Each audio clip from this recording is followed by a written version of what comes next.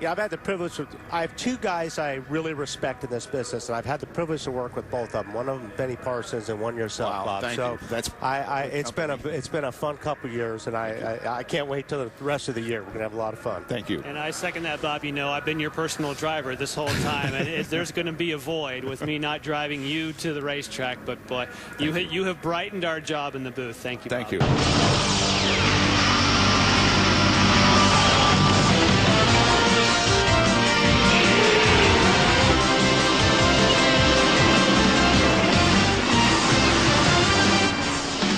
ESPN, the worldwide leader in sports, and the National Association for Stock Car Auto Racing. He'll head for the top side of the racetrack in turns 1 and 2, but Dale Earnhardt maintains the lead down the backstretch for the final time. Labonte right on the rear spoiler. And Earnhardt goes in high. That's going to leave some room for Labonte on the bottom. Here comes Bubba Labonte making a charge. They come toward the line. Who will it be? It is going to be... I don't know. I don't either. Will look like Earnhardt just by a little bit. That was one of the closest finishes in the history of NASCAR. And Chalky Myers just said, who won? Who won? And Earnhardt's crew celebrates, so apparently he's won. It did look as if he had just a fraction of an inch advantage at the line.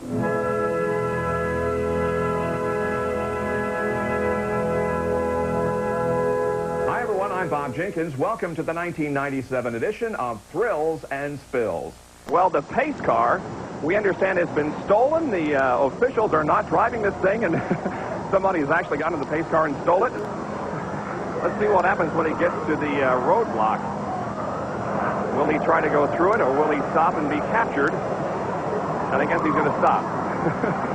Well, this is certainly Well, I've heard the story of that man who makes a living by going around crashing parties, but this is certainly a first. And you can see the crowd standing and applauding the officials who finally have captured this thief. Well, he's being loaded into a police cruiser now and will probably be spending the night in the local lockup.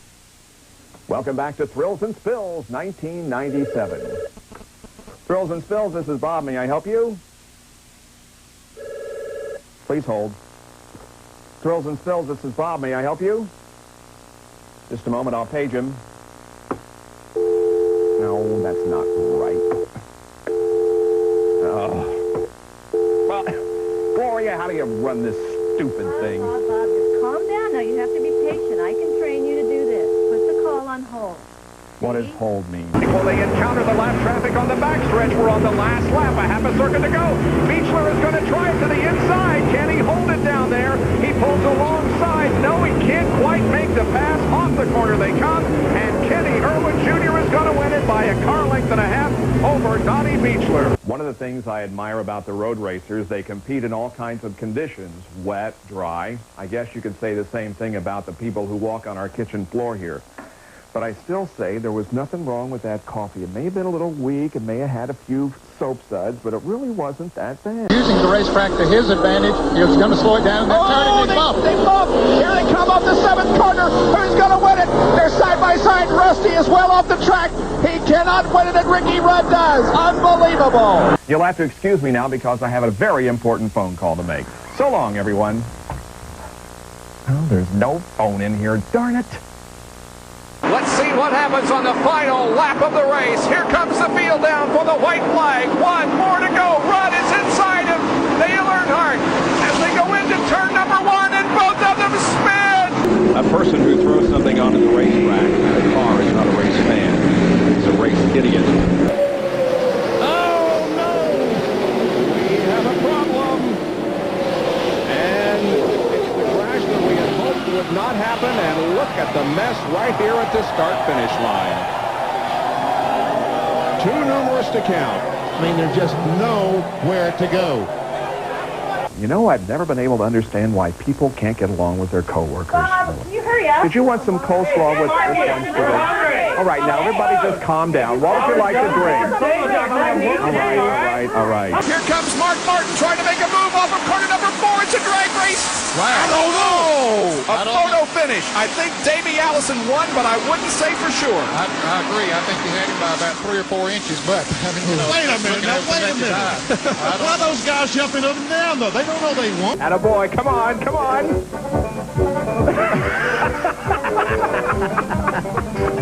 Wow. Oh.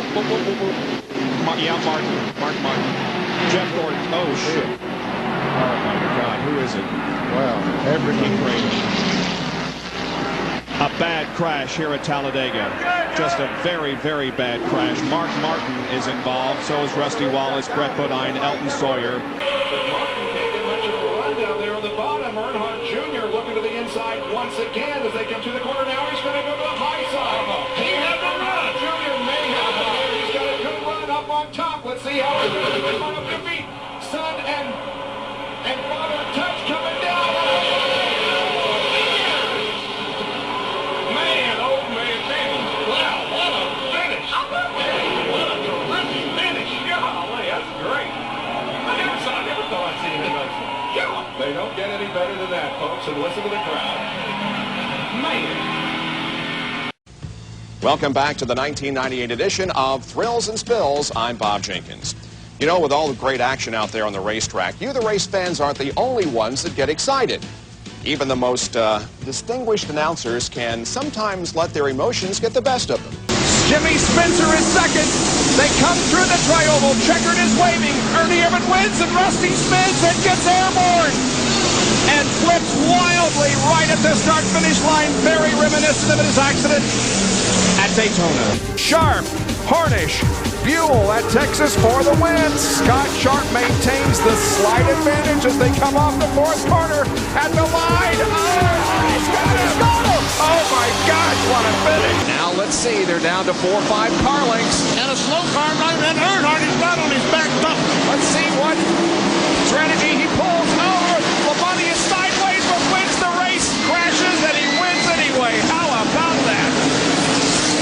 Whoa! Well, you know, all that enthusiasm is really great, but sometimes it's difficult to figure out exactly what the announcer is trying to say. Dale Jarrett leads the Mountain Dew Southern 500 from Darlington Raceway in Southern California. If he wins this race, he wins the Winston Select. South Carolina, not Southern California. Where are you? Is that what I said? Yeah. Oh, well. South Carolina, Darlington. Oh, he's in the wall! Jarrett is in the wall! I think Brett Bodine must have blown an engine up in front of him.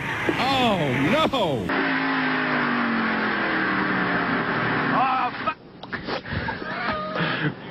Well, he was a little upset with himself or the car or the track or something. In any case, Johnson slides off into the tires. Thanks, Larry. Like I said, last week we looked at rear camber and this No. Don't you ever watch these shows? Last week, Robin Pemberton talked about rear camber. That's what I and said. We showed. You didn't say that. Benny, you're not listening again to me. Doggone it. We'll take another break and be back in just a moment. You big liar.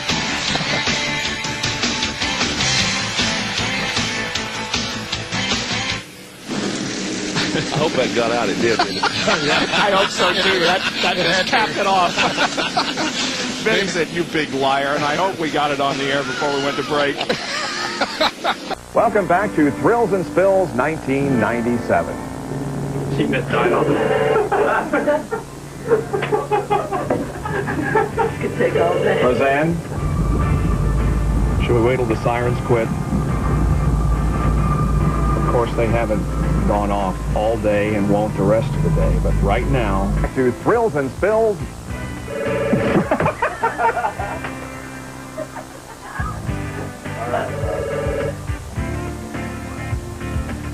That's a real call. I can't. When do I play? Welcome back to Thrills and Spills 1990. No. Welcome back to Thrills and Spills 1997. Well, now we got 2 calls. One of them is legitimate. Welcome back to Thrills and Spills 1997.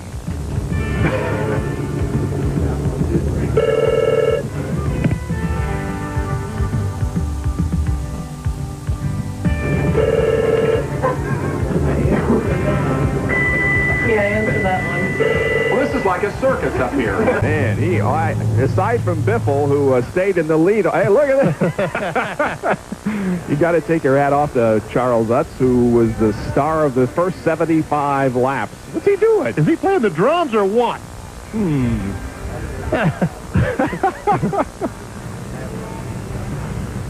Well, you got to keep warm somehow, and moving around in any way, I guess, can do that. Throughout life, we as individuals and professionals invest countless time, money, and effort in search of all the elusive elements that can bring our health and happiness to the next level. But every once in a while, magic happens. That special combination that just cannot be explained, it just happens. On a Sunday afternoon at Rockingham in 1981, the magic began. We now arrive at a moment that every member of this team had wished would never come for over a year. The time we knew that we all must go our separate ways, and then hopefully, just for a while, our NASCAR Winston Cup coverage. As the senior member of the team, I've accepted the responsibility of saying farewell. And believe me, it is not easy. Benny, Ned, Jerry, John, Bill, Mike Wells, our director, and Neil Goldberg, our producer, and a lot of other behind-the-scenes people, and I, have become like family over the years. And although I and several other members of this team will continue to be seen on ESPN, our time together as a team is over. We thank everyone at NASCAR and the various tracks we visited, but most importantly, we thank you, our fans, who have contributed so much to our coverage down through the years. It was for you that we've done this since 1981. Without you, there would have been no magic. Bob Jenkins got to wave the green flag to start practice, and I'll tell you something, I think other than driving a race car around here, that might have been about as cool as it gets, Bobby. You're absolutely right, and the biggest thrill was driving A.J. Foyt's car, a 1961 winner around the track a few years ago. That was a big thrill, but so is today, waving the green flag, thanks to Jeff Belskis and everybody at the Speedway for allowing me to do that. Well, here comes the announcement that I've thought a lot about in the past few months. This will be my final year doing television motorsports. Not the final month, because I'm going to go all the way through the season to the final race at Fontana, but then I'm going to call it quits. Lots of reasons for that. My wife's health is not good, plus it just feels right, because I've been at this business for 34 years. My very first time on network television was on NBC, believe it or not, in March of 1979 at Phoenix International Raceway. I hope to continue to do some public address work here at the Indianapolis Motor Speedway, but as far as television and motorsports is concerned, this will be my final year.